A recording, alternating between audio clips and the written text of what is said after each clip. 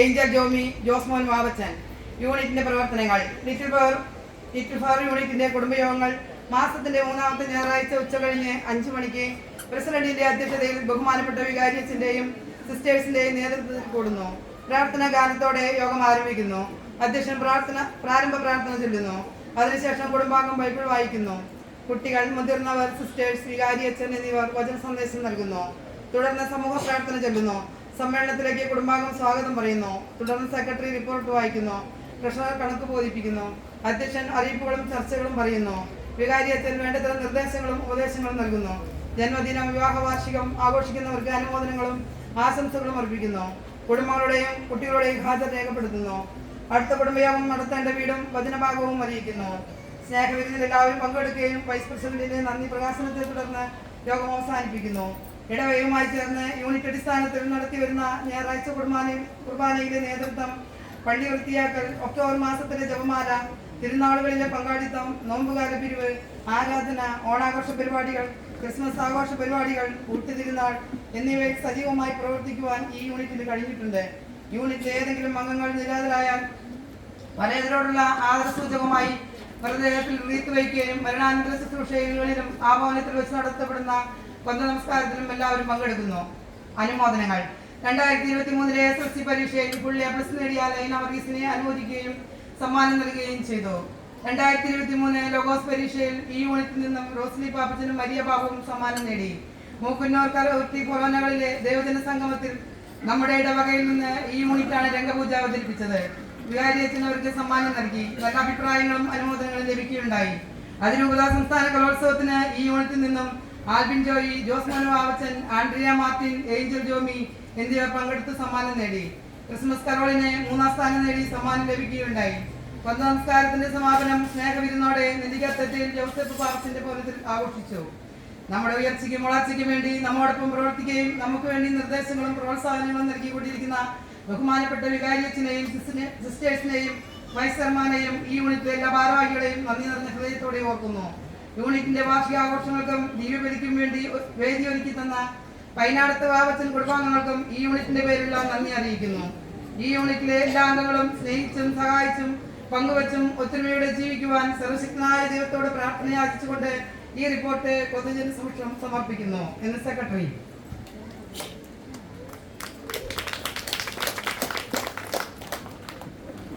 നന്ദി റോസ്ലി പാപ്പച്ചൻ. അടുത്തതായി നമ്മുടെ യൂണിറ്റിന്റെ വാർഷികം ഉദ്ഘാടനം ചെയ്യുന്നതിലേക്ക് റവറൻഡ് ഫാദർ വർഗീസ് ഊതുവരി തലയാച്ചനെ നാം ക്ഷണിക്കുന്നു.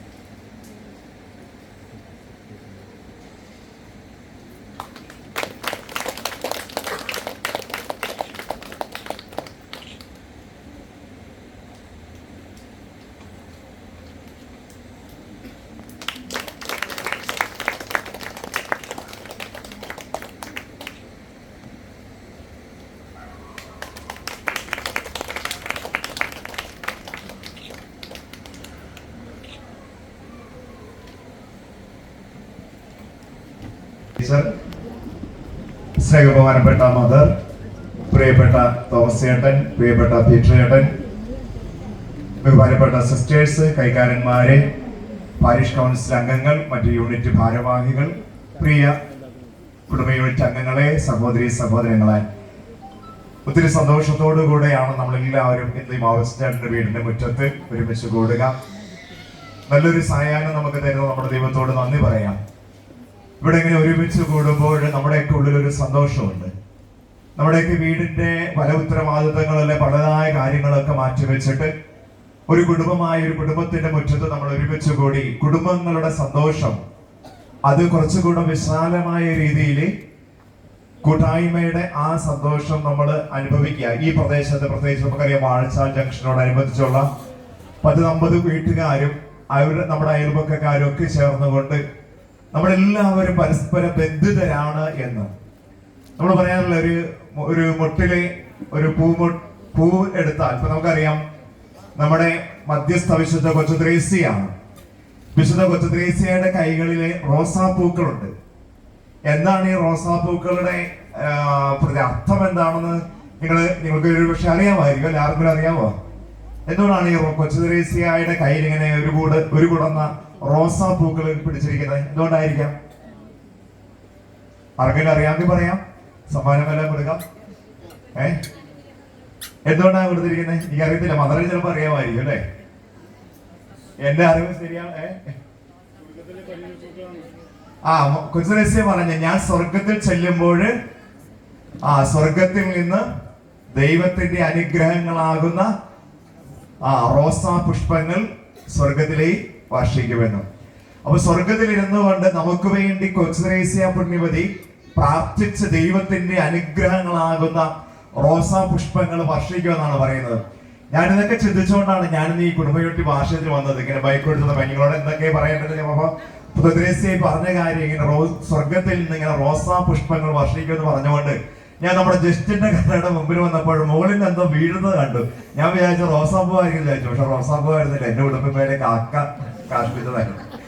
അപ്പൊ അതുകൊണ്ട് ഞാൻ പിന്നെ തോട്ടേക്ക് ജോസേന്റെ വീട്ടിൽ കയറി കഴുകി. അപ്പൊ അതൊക്കെ എന്താ പറയണ, ജീവിതത്തിന്റെ റോസാ പുഷ്പങ്ങൾ മാത്രമല്ല, ചിലപ്പോ ജീവിതം അങ്ങനെയാണല്ലേ, സുഖവും ദുഃഖവും ഒക്കെ നിറഞ്ഞതാണ്. പക്ഷെ ഞാൻ ഇന്ന് പറയാൻ ആഗ്രഹിക്കുന്ന റോസാ പുഷ്പങ്ങളെ കുറിച്ച് തന്നെയാണ്. നമുക്കറിയാം, ഇവിടെ നമുക്ക് എല്ലാവർക്കും സ്വാഗതം ആശംസിച്ചുകൊണ്ട് നല്ല മനോഹരമായ വെള്ള റോസാപ്പൂ നൽകേണ്ടായി. റോസാപ്പൂ എടുത്ത് നോക്കിയാൽ നമുക്കറിയാം, അത് പല ഇതളുകള് ഇങ്ങനെ ചേരുവേണ്ട വിധത്തിൽ ചേർത്ത് വെച്ച് കഴിഞ്ഞപ്പോൾ എത്ര മനോഹരമായ ഒരു പൂവാണത്. ഒരു ഇതള് മാത്രമായിട്ട് ഒരു പൂവാകുന്നില്ല, ഒരു പൂവിന്റെ അംശം അതിലുണ്ടെങ്കിലും. ഒരു തുള്ളി വെള്ളത്തിൽ ഒരു കടലിന്റെ ഇരമ്പം കേൾക്കാം എന്ന് പറയുന്നത് പോലെ ഒരു പൂവിന്റെ ഇതളിൽ ഒരു പൂവിനെ നമുക്ക് കാണാനായിട്ട് സാധിക്കുമെങ്കിലും അതിന്റെ പൂർണ്ണത നമുക്ക് അനുഭവിക്കാനാവുന്നത് ആ ഇതളുകളെല്ലാം ഇങ്ങനെ ചേരേണ്ട വിധം ചേർന്നിരിക്കുമ്പോഴാണ്. നമ്മൾ ആരും അത് പൊടിച്ചു നോക്കി അതിൽ എത്ര ഇതളുകളുണ്ടെന്ന് നോക്കിയിട്ടുണ്ടാകില്ല. കാരണം ഒരു പൂവിനോട് അത്ര ക്രൂരത കൊച്ചുകുട്ടികൾ വല്ലതും പൊടിച്ചു നോക്കുമായിരിക്കും, അല്ലെങ്കിൽ നമ്മൾ അങ്ങനെ ചെയ്യാറില്ല. ആ പൂവിന്റെ മനോഹാരിത നമ്മൾ നഷ്ടപ്പെടുത്താറില്ല. പ്രിയമുള്ളവരെ, ഇതുപോലെ തന്നെയാണ് നമ്മളും. അതൊരു കുടുംബമായാലും നിങ്ങളവർക്ക് ഒരു കുടുംബം ഒരു റോസാപ്പൂവിന് തുല്യമാണെങ്കിൽ ആ കുടുംബത്തിലെ അംഗങ്ങൾ ഓരോരുത്തരും ഇങ്ങനെ ചേരേണ്ട വിധത്തിൽ ചേർന്നിരിക്കുമ്പോൾ ആ കുടുംബം മനോഹരമുള്ളതായി മാറും. ഒരു പ്രദേശത്ത് താമസിക്കുന്നവർ തമ്മിൽ ഇങ്ങനെ ഒരു ഐക്യത്തോടു കൂടെ കഴിയുമ്പോൾ, കൂട്ടായ്മയിലായിരിക്കുമ്പോൾ, ഒരു പൂവിനെ പോലെ, മനോഹരമായ ഒരു റോസാപ്പൂവിനെ പോലെ ഈ പ്രദേശത്ത് സ്നേഹത്തിന്റെ സുഗന്ധം വിഴിയും, സന്തോഷത്തിന്റെ സുഗന്ധമുണ്ടാകും, മനോഹാരിതയുണ്ടാകും, കൂട്ടായ്മയുടെ ആനന്ദമുണ്ടാകും. അതാണ് കുടുംബ യൂണിറ്റുകൾ നമ്മളോട് ആവശ്യപ്പെടുന്നത്. കാരണം കുടുംബ യൂണിറ്റുകൾ ഓർക്കുക, നമ്മുടെ വിശ്വാസത്തിന്റെ ഭാഗമാണ്. കാരണം നീ നിന്റെ സഹോദരന്റെ കാവൽക്കാരനാണ് എന്ന് ദൈവം എന്നും നമ്മളെ ഓർമ്മ. ഓരോ ക്രൈസ്തവനെ സംബന്ധിച്ചിടത്തോളം അവന്റെ ചെവിട്ടോർമ്മയായിട്ട് അവന്റെ ഉള്ളിലുണ്ടാകേണ്ട കാര്യമാണ്. ദൈവം കായേനോട് ചോദിച്ചത്, കായേൻ നിന്റെ സഹോദരൻ എവിടെയാണ്? പ്രിയപ്പെട്ടവരെ, ദൈവം എന്നും നമ്മൾ ഓരോരുത്തരോട് ചോദിക്കുന്ന ചോദ്യമാണത്. വചനത്തിൽ കുറിച്ചു വെച്ചിരിക്കുന്ന ചോദ്യം. പ്രിയപ്പെട്ട മക്കളെ, നമ്മുടെ ഓരോരുത്തരുടെയും പേര് വിളിച്ചുകൊണ്ട് ദൈവം കായേനോട്, കായേൻ നിന്റെ സഹോദരൻ എവിടെയാണ് എന്ന് ദൈവം കായേനോട് ചോദിച്ചുവെങ്കിൽ എന്നോട് ദൈവം ചോദിക്കും, വർഗീസ് നിന്റെ സഹോദരൻ എവിടെയാണ്? തോമസിനോട് ചോദിക്കും, തോമസ് നിന്റെ സഹോദരൻ എവിടെയാണ്?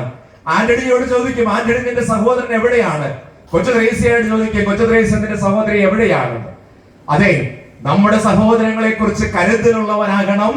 അതാണ് ക്രിസ്തീയത എന്ന് പറയുന്നത്.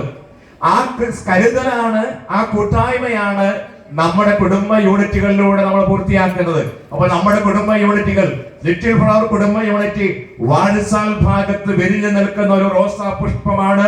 റോസാ പുഷ്പമായിരിക്കണം ഈ പ്രദേശത്തുള്ള വ്യത്യസ്തങ്ങളായ കുടുംബ യൂണിറ്റുകളാകുന്ന എതളുകൾ എങ്ങനെ മനോഹരമായിട്ട് ചേരേണ്ട വിധച്ച് ചേർത്ത് ഒരു മനോഹര പുഷ്പമായിട്ട് ഇവിടെ പ്രശോഭിക്കുവാൻ, സുഗന്ധം പരത്തുവാൻ നിങ്ങൾക്ക് സാധിക്കട്ടെ എന്ന് ആശംസിക്കുകയും പ്രാർത്ഥിക്കുകയും ചെയ്തുകൊണ്ട് എന്റെ വാക്കുകൾ നിർത്തുന്നു. നന്ദി.